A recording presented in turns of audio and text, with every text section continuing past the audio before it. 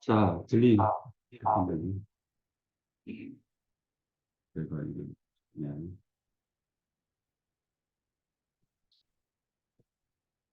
자, 시작하겠습니다.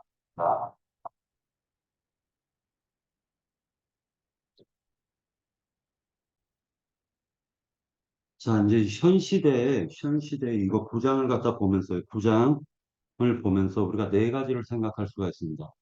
첫 번째는 이스라엘의 타락과 그 주변 나라의 정세를 통해 하나님은 우리의 인생에 어떻게 역사하는가. 예를 들어가지고 우리가 환경을 살아가면서 우리에게 그 우리들 주변에서 이루어지는 어떠한 사건을 놓고 하나님이 나에게 어떠한 소리를 주시려고 이렇게 하시는가를 깊이 생각해야 돼요. 그리스도인들은. 그런 것들이 있습니다. 두 번째로는 타락의 원인은 어떻게 시작되었는지 깊이 묵상하는 시간이 되었으면 합니다.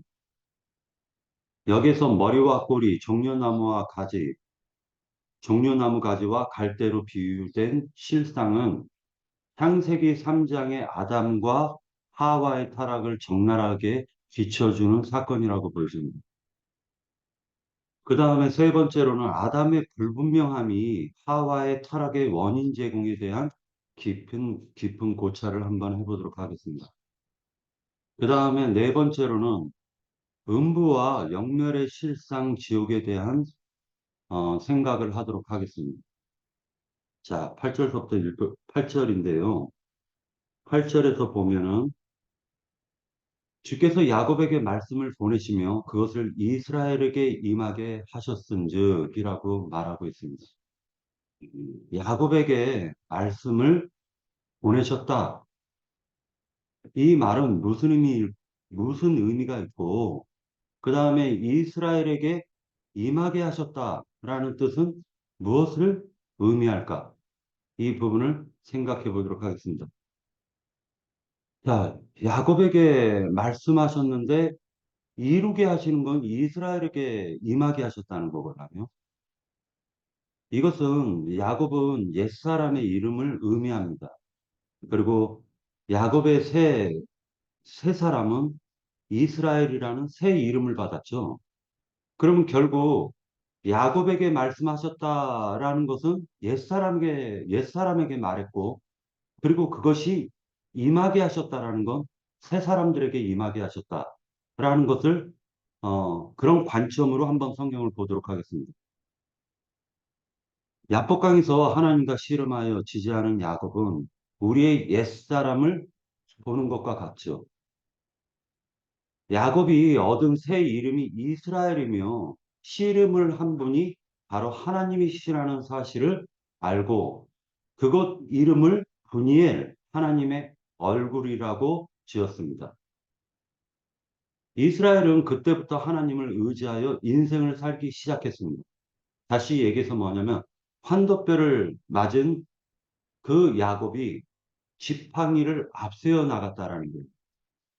그러니까 그 지팡이는 하나님의 능력이요, 하나님의 권세인데 야곱의 인생에 있어서 야곱을 의지했던 인생이 이제 하나님을 의지하고 살아갔다라는 걸 암시해주고 있습니다.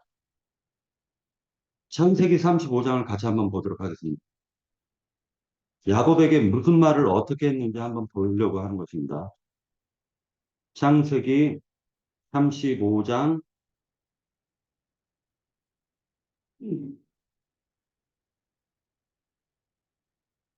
35장 9절에서 15절 같이 보도록 할게요. 야곱이 밧단 아람에서 돌아오매 하나님이 다시 야곱에게 나타나사 그에게 복을 주시고 하나님이 그에게 이르시되 네 이름이 야곱이지만은 네 이름을 다시는 야곱이라 부르지 않겠고 이스라엘이 네 이름이 되리라 하시고 그가 그의 이름을 이스라엘이라 부르시고 하나님이 그에게 이르시되 나는 전능한 하나님이라 생육하며 번성하라 한 백성과 백성들의 총회가 내게서 나오고 왕들이 네 허리에서 나오리라. 내가 아브라함과 이삭에게 준 땅을 내게 주고 내가 네 후손에게도 그 땅을 주리라 하시고 하나님이 그와 말씀하시던 곳에서 그를 떠나 올라가시는지라. 야곱이 하나님이 자기와 말씀하시던 곳에 기둥 곧 돌기둥을 세우고 그 위에 전제물을 붓고 또 그 위에 기름을 붓고 하나님이 자기와 말씀하시던 곳의 이름을 베델이라 불렀더라. 자, 여기서 한 백성이라는 말이 나오죠.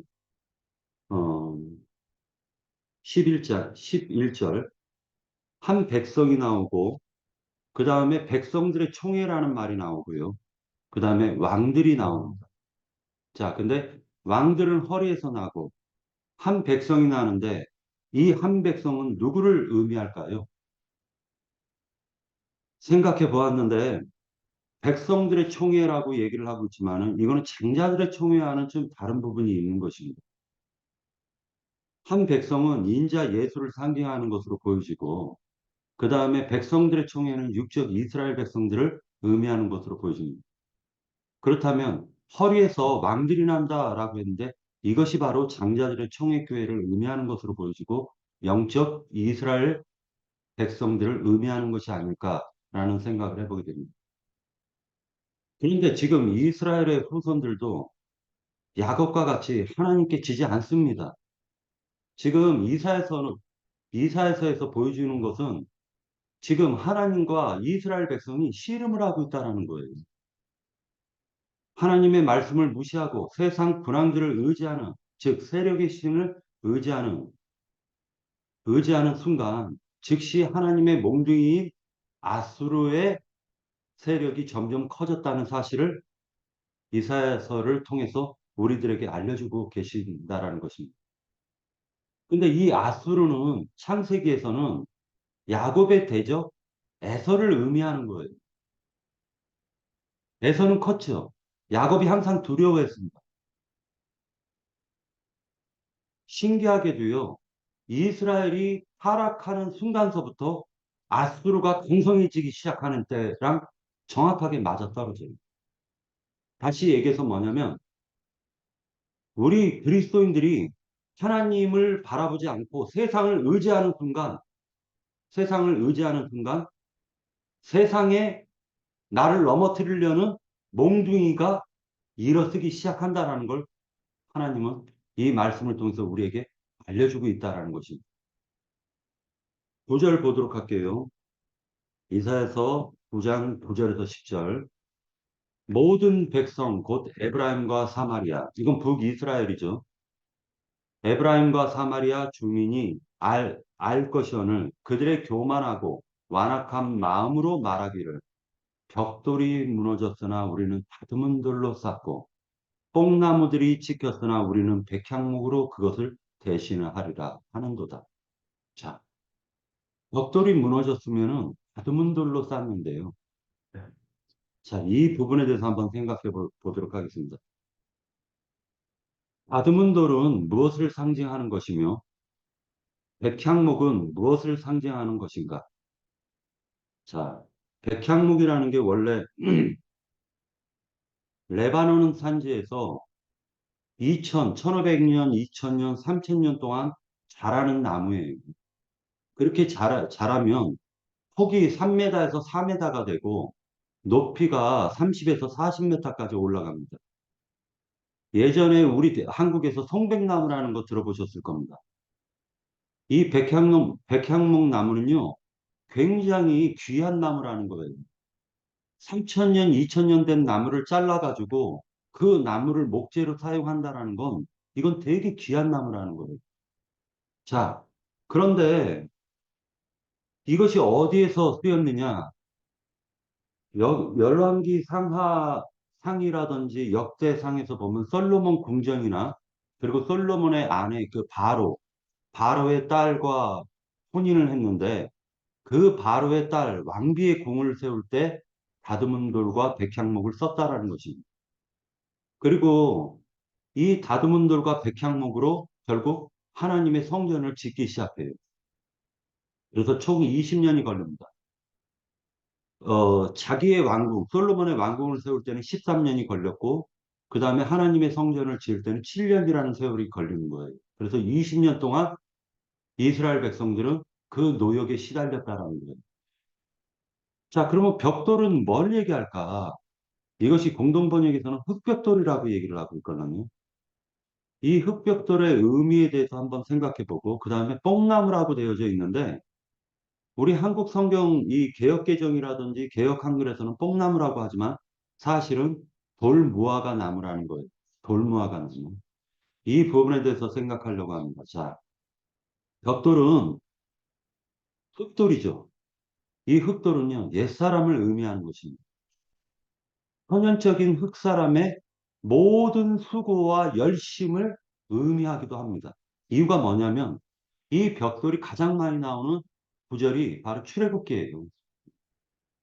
애굽에서 쉽사리 이스라엘 백성들이 노동을 해도 손에 쥔 게 하나도 없는 그 인생사가 지금 벽돌로 묘사하고 있다는 겁니다.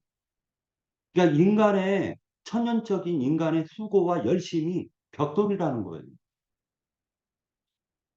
자, 천연적인 인생들의 열성내는 신앙을 의미하는 뜻이라고도 보여집니다. 그 천연적인 인생들이 열성내는 신앙입니다. 그들의 신앙은 결국에는 큰 성 바빌론 쌓죠. 그 벽돌로 쌓는 거예요. 이것은 다시 얘기해서 그 천연적인 그 열심이라는 건 악인데 그 악은 어둠을 향해 하루는 지옥불을 향해서 달려간다라는 것입니다. 인생의 열심이라는 건 지옥불을 향해서 달려가는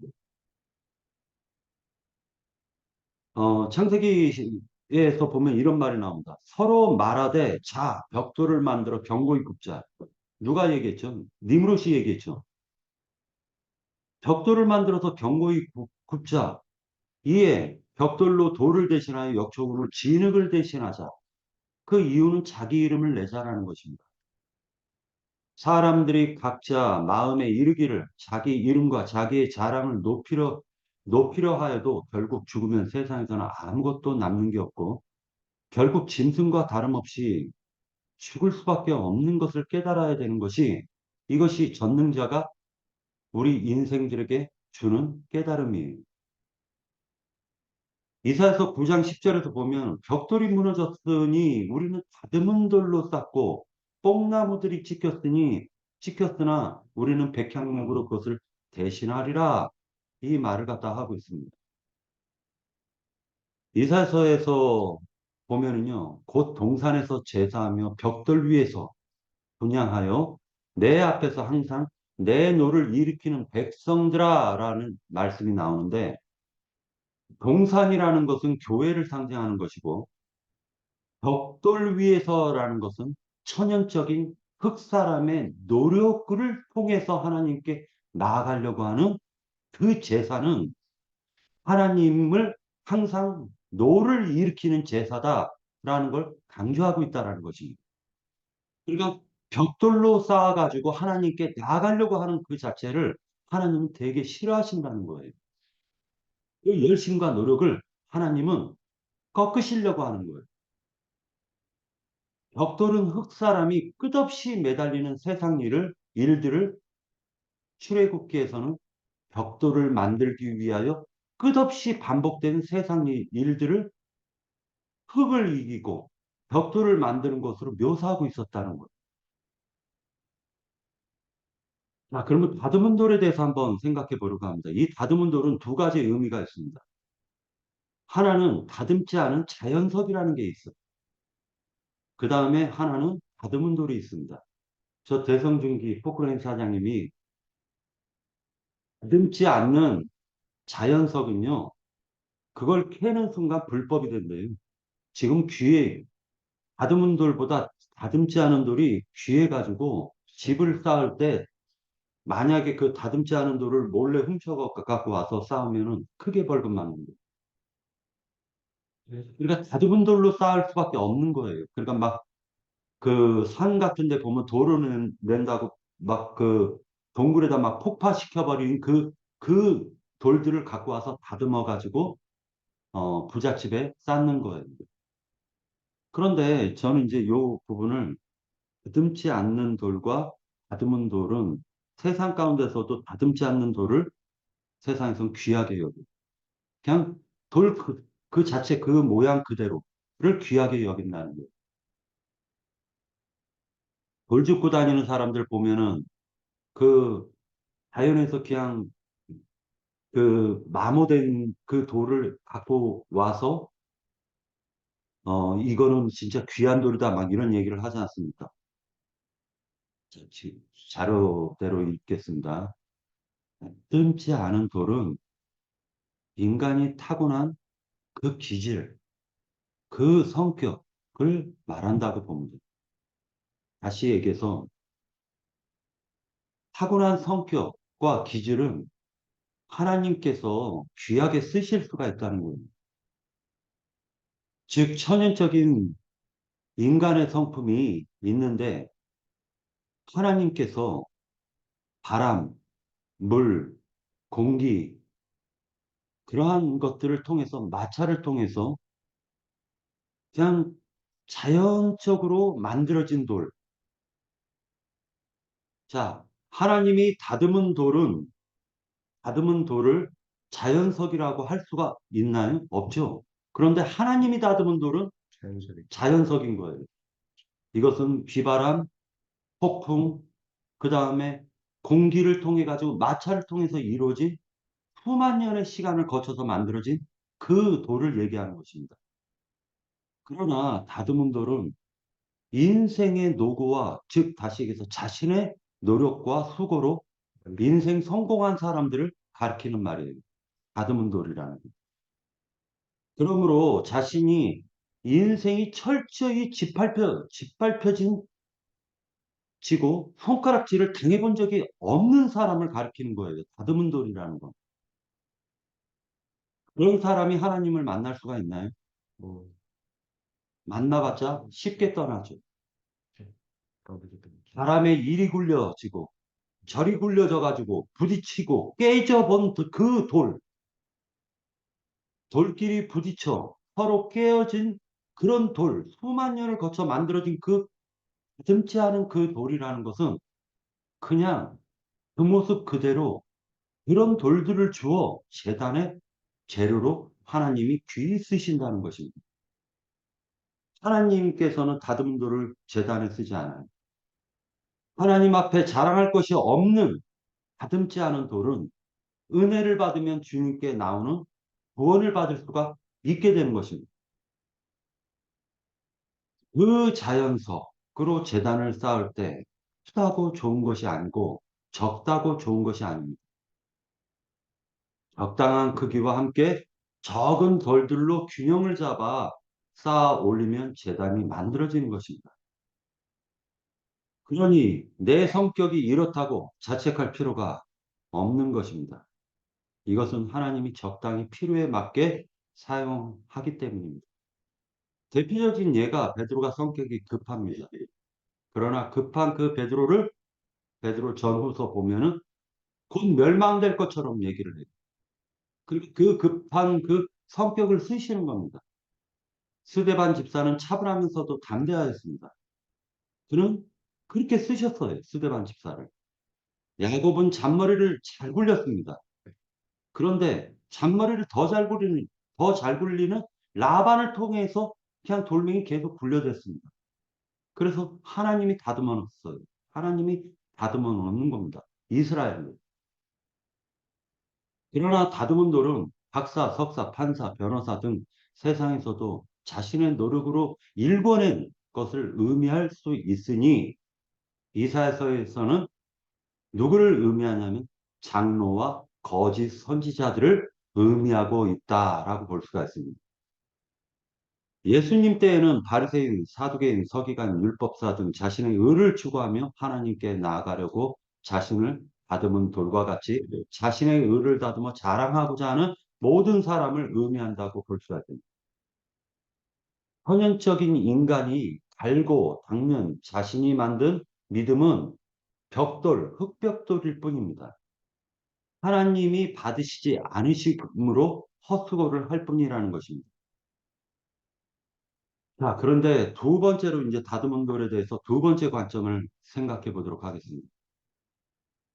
두 번째 관점은 하나님의 형상으로 위로부터 난 자를 인생길을 통하여 생명 안에서 영을 살리고 그 영과 혼을 다듬어서 하나님의 성전 재료로 사용하고자 하시는 다듬은 영혼을 하나님이 다듬은 돌이라 라고 말할 수가 있다는 것입니다.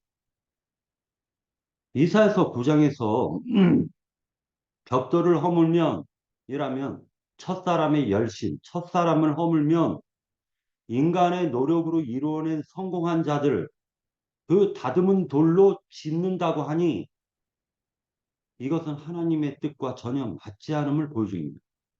다시 얘기해서 하나님이 하늘의 새 예루살렘에 그 하나님이 다듬은 것을 그 영혼을 다듬는 것은 자연석이라고 하는 거예요.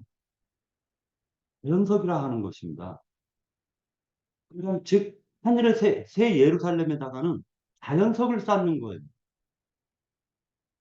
강과 도가 네모 반듯하게 하나님은 그렇게 만들고도 남는 능력이 있다는 것입니다. 근데 인간은 반대로 생각하는 거예요. 자, 이들이 얘기하는 말은 불의한 마음에서 얘기하는 것이에요. 이유는 있는 그들의 상태에서 우리는 하나님을 만나야 하는 것이며 자신의 본 모습을 통하여 하나님께 나아가야 하는데 이유는 하나님의 형상으로 하나님이 인간을 직접 상마하시기 위하여 그래야 성전 재단으로 사용할 수 있다는 것을 보여주고 있다는 것입니다. 죄인으로 드러난 심령이 예수님을 영접하는 것이고 자신의 노력으로 하나님을 찾아가는 그 경우는 한번 깊이 생각해 봐야 할 것입니다. 출애굽기 20장을 같이 보도록 하겠습니다. 출애굽기 20장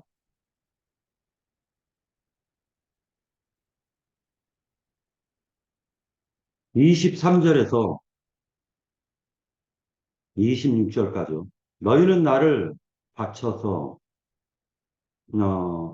너희는 나를 비겨서 은으로나 금으로나 너희를 위하여 신상을 만들지 말고 내게 토단을 쌓고 그 위에 내 양과 소로 네 번제와 화목제를 드리라. 내가 내 이름을 기념하게 하는 모든 곳에서 네게 임하여 복을 주리라. 네가 내게 돌로 제단을 쌓거든 다듬은 돌로 쌓지 말라. 다듬은 돌로 쌓지 말라는 거예요. 제단을 쌓을 때 첫 번째 토단으로 쌓을 때와 그 다음에 자연석으로 제단을 쌓아가지고 하나님께 제사를 드리라는 것입니다. 이유는 뭐냐면 네가 내게 돌로 제단을 쌓거든 다듬은 돌로 쌓지 말라. 네가 정으로 그것을 쪼면 부정하게 함이니라. 다시 얘기해서 항마하지 말라는 거예요. 쪼거나 알거나 하지 말라는 것입니다. 그냥 자연 그대로의 자연석으로 하나님의 제단을 쌓으라는 것입니다. 여기에서 토단이라는 것은 옛사람, 즉 다시 얘기해서 그대로 그 하나님이 부르시는 그 죄인된 상태 그대로 나오라는 거예요. 너는 층계로 내 제단에 오르지 말라. 네 하체가 그 위에서 드러날까 합니다. 자, 공동번역으로 보겠습니다. 공동번역에서는 너희는 흙으로 나의 제단을 만들고 그 위에다 번제와 화목제물로 너희의 양과 소를 바쳐라. 내가 내 이름을 부르게 하는 곳이면 어디에서든지 내가 너희를 찾아가서 너희에게 복을 주리라. 만일 돌로 나의 제단을 쌓을 경우에는 다듬지 않은 돌로 쌓아라. 거기에 정을 대며 부정을 타게 된다. 본디 흙은 뱀에게 종신토록 흙을 먹으라고 하였죠. 네. 그런데 그 흙으로 제단을 만들라고 하는 것을 생각해 봐야 되겠습니다. 이유는 세상을 살아가는 모든 인생의 결국은 헛되기 때문입니다. 하지만 하나님께 자신의 죄된 몸까지 바쳐 드렸다면, 다시 얘기해서 자기 자신이 죄인된 상태라는 걸 알면서도 그 몸을 하나님께 드렸다면 그는 하나님의 제단으로 사용될 수 있다는 것을 암시하고 있다는 거예요. 바울은 자기의 목숨을 아끼지 않고 복음을 위하여 하나님께 드렸습니다. 이것을 가리켜서 산제사라고 성경은 얘기해요. 바울은 그걸 제사라고 말씀하고 있었습니다.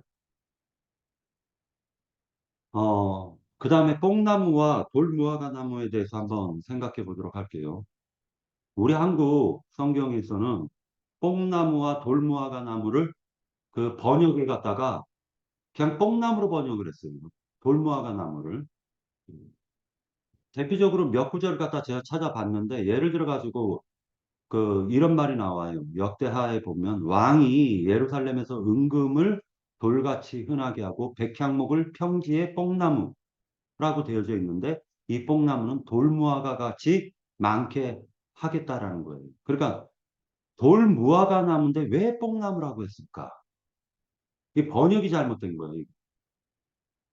그래서 공동번역에서 이 구절을 그 9장 10절을 갖다가 찾아봤는데요.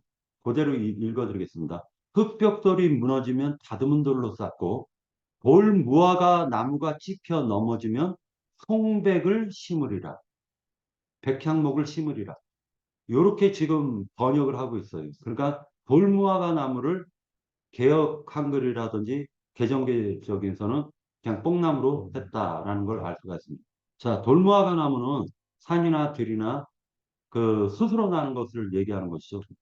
그러니까 자기 스스로 난 그 돌보지 않은 무화과 나무. 자, 에레미야 24장을 같이 한번 보도록 하겠습니다. 에레미야 24장.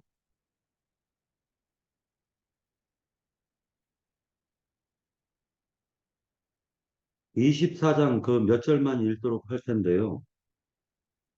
1절, 24장 1절에서 바벨론의 느부갓네살 왕이 유다 왕 여호야김의 아들 여고냐와 유다 고관들과 목공들과 철공들을 예루살렘에서 바벨론으로 옮긴 후에 여호와께서 여호와의 성전 앞에서 놓인 무화과 두 광주리를 내게 보셨는데 한 광주리에는 처음 익은 듯한 극히 좋은 무화과가 있고 한 광주리에는 나빠서 먹을 수 없는 극히 나쁜 무화과가 있더라. 이렇게 말하고 있어요. 극히 좋은 무화과 나무와 극히 나쁜 무화과 나무가 담긴 그 광주리, 두 광주리가 있는데 극히 좋은 무화과 나무는 뭐냐면은 7절을 보도록 할게요. 아니, 5절서부터 5절이요. 이스라엘의 하나님 여호와께서 이같이 말씀하시니라. 내가 이곳에서 옮겨 갈대아 인의 땅에 이르게 한 유다 포로를 이 좋은 무화과 같이 잘 돌볼 것이야. 내가 그들을 돌보아 좋게 하여 다시 이 땅으로 인도하여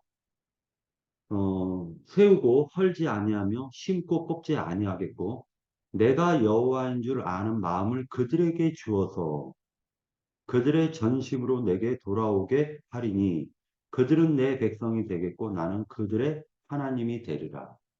자, 이것이 바로 좋은 무화과 열매였던 거예요. 무화과였던 겁니다. 그러나 하나님이 돌보지 않는 무화과는 그냥 길에서 막 자란 나쁜 무화과로 지금 말씀해주고 있어요. 길이나 들에서 그냥 그 새가 쪼아 먹고 퍼뜨려버린 그냥 돌보지 않는 그 무화과 나무는요, 나쁜 그 사람의 나쁜 그 성품을 얘기하는 거예요. 본디 그 돌무화과 나무는 하나님이 떠난 인생을 말하는 것이며 하나님이 돌보지 않는 이방인들을 말하고 있다. 그래서 지금 북이스라엘이 지금 당하는 것은 이방인들이 당하는 것을 묘사해주고 있다는 거예요. 에레미야 24장에서는 결국 하나님이 누구와 함께 하시는가? 즉, 임마누엘의 하나님은 포로된 자들, 바벨론으로 끌려가 포로된 자들과 함께 하시며 그들을 귀한 돌들을 만들어서 포로 귀한 때에 에스라, 느헤미야 때의 성전 재료로 쓰고자 다듬은 돌들이 되게 하셨던 것입니다. 그러니까 다시 얘기해서 하나님께서 직접 그 마음을 듣는 거예요. 인생사를 통해서 포로로 사로잡혀서 그가 북한에서 바벨론 포로가 되어서 그 바벨론의 그 군인들이라든지 바벨론의 경찰들이라든지 바벨론 사람들한테 멸시와 천대를 받는 그 심령이 세상 가운데서 버림받은 그 심령이 하나님을 추구하더라는 것입니다.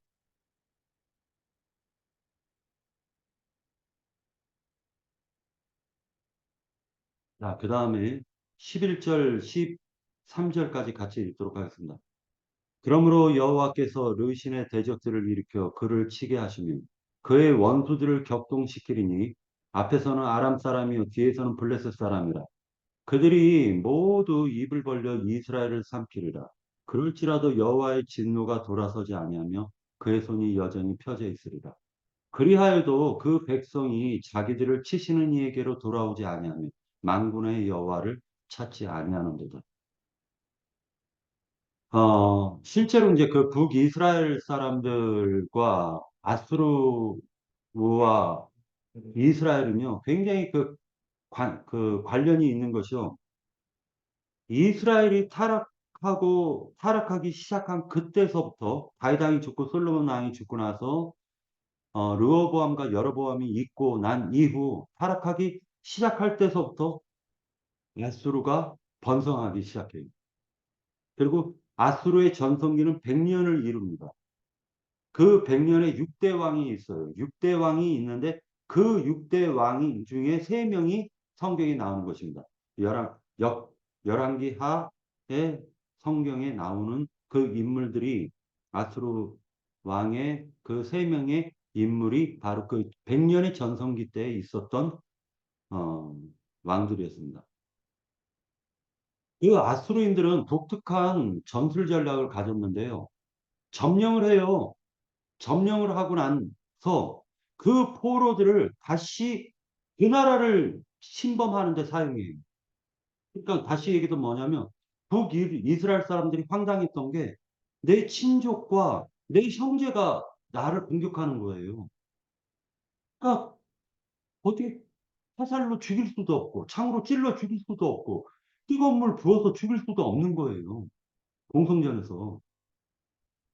이게 아주 웃기는 전략인데 이 전략이 지금 이 시대도 마찬가지로 이루어지고 있다는 거예요. 소련이 한국을 점령하려고 할 때 북한을 활용하죠. 미국이 북한을 점령할 때 한국 사람들을 활용하죠. 남한을 활용하잖아요. 이런 전쟁이 성경에서는 지옥을 암시하고 있는 거. 사후 지옥을 암시하고 있는 것입니다. 자, 14절 보도록 하겠습니다. 그러므로 여호와께서 하루 사이에 이스라엘 중에서 머리와 꼬리와 종려나무 가지와 갈대를 끊으시리니 종려나무라는 그 가지 특히 종려나무는 뭐를 상징하냐면 승리 그러니까 항상 늘 푸른 그런 상태로 있다 보니까요 변함없는 승리를 의미하는 상징하는 나무입니다. 그리고 번성을 상징하는 나무입니다. 그러니까 하나님의 승리로 말미암아 번성하는 그것을 상징하는 나무예요. 그래서 초막절 때 이 나무가 쓰여집니다. 그럼 갈대는 무엇인가? 이것에 대해서 한번 묵상해 보려고 하는데, 이것이 성경에 보면 예수님의 머리를 뭘로 때리죠? 예수님의 그 로마의 군병들이 예수님의 머리를 침을 뱉으면서 예수님의 머리를 탁 때립니다. 자색옷을 입혀놓고. 그러니까 왕복을 입혀놓고 머리를 딱 때리는데 그것이 바로 갈대예요. 그러면 이 갈대로 희롱을 하고 자색 옷을 벗기고 도로 그 옷을 입히고 십자가에 못 박으려고 끌고 갔다. 이 갈대로 그의 머리를 치며 침을 뱉으며 어, 꿇어 엎드려 절했다라는 거예요.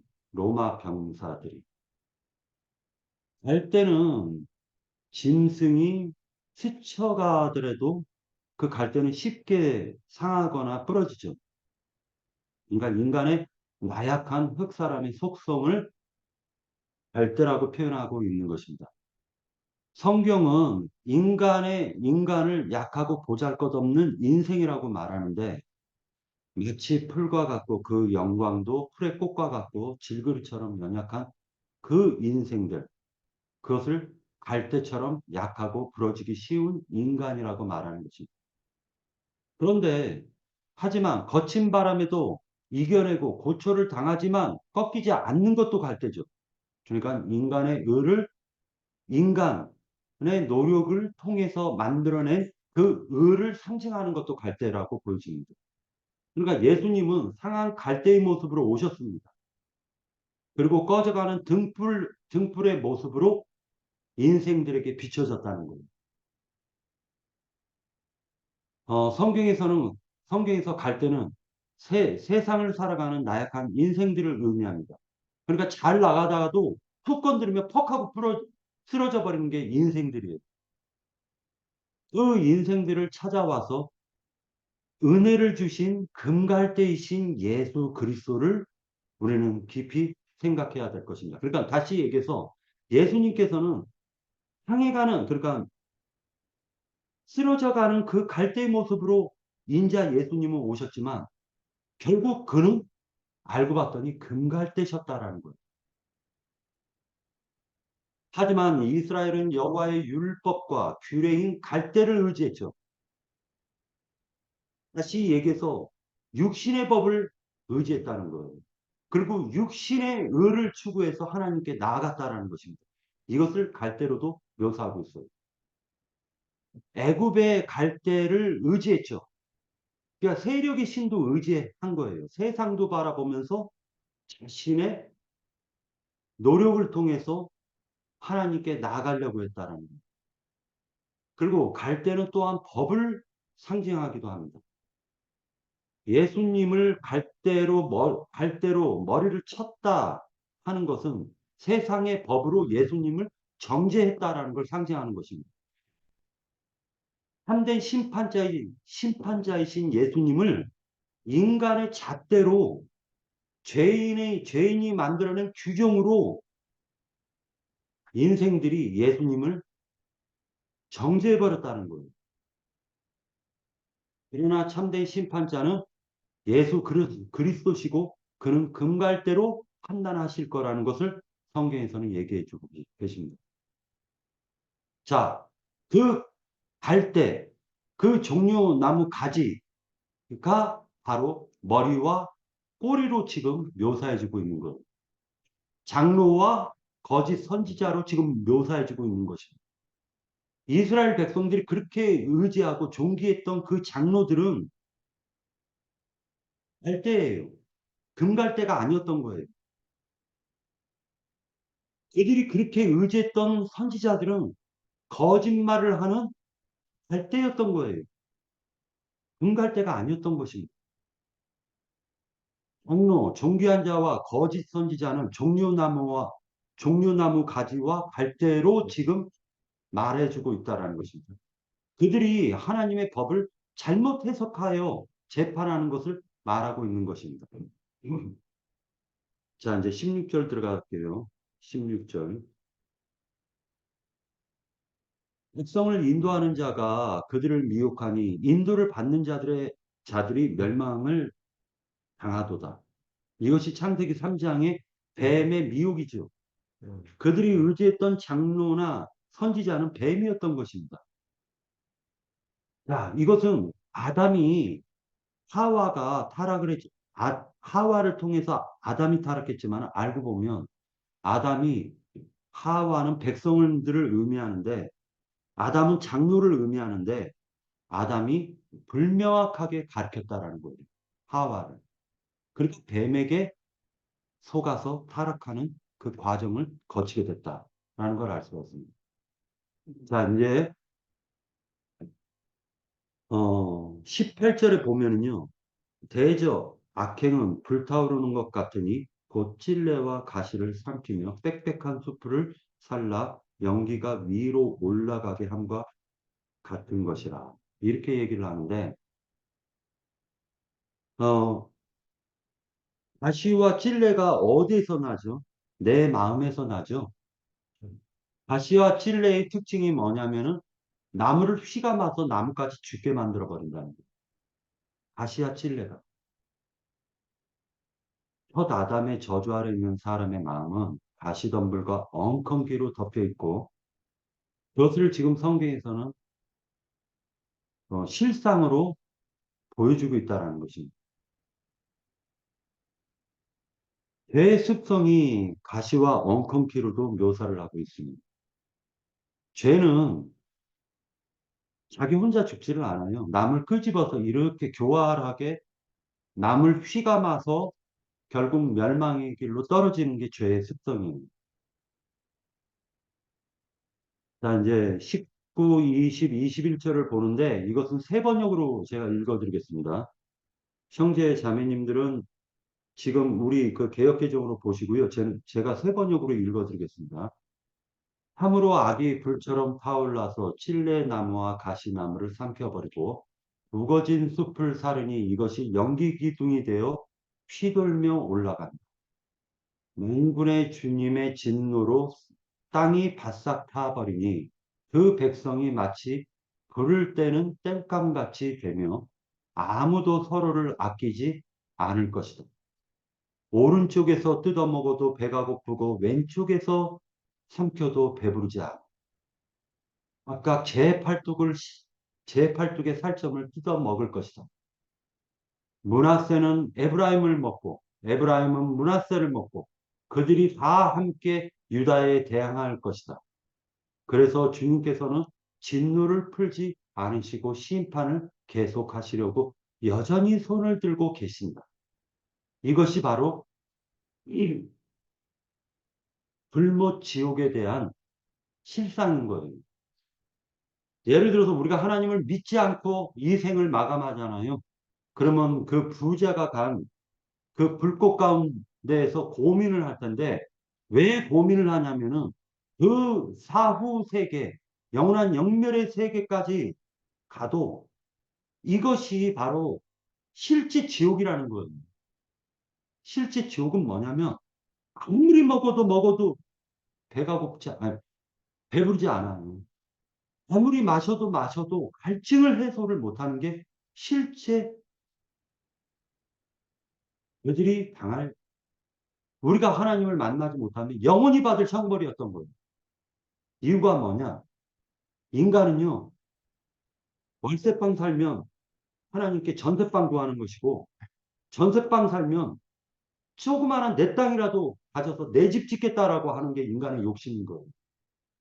하나님이 그렇게 해주잖아요. 그러면 아파트 달라고 하고, 또 땅 100평 주면 1000평 달라고 하고, 1000평 주면 5000평 달라고 하는 게 인간의 욕심이에요. 끝이 없어요, 끝이. 이 상태로 죽어버리잖아요. 그러면 사후 세계에서는 그 욕심의 상태를 가지고 그대로 죽고 생을 마감한 건데 그 사후 세계가 어떤 곳이겠어요? 그런 자들이 모인 곳인데 그냥 서로 뜯어먹는 거죠. 먹을 게 없으면 자기 팔뚝 뜯어먹어야 돼요. 근데도 배부르지 않아. 아무리 마셔도 소금을 먹는 거예요. 목, 목이 타들어가는 것입니다.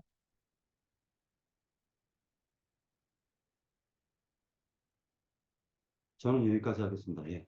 시간 꽤 오래 많이 한 것 같아요. 마칠게요.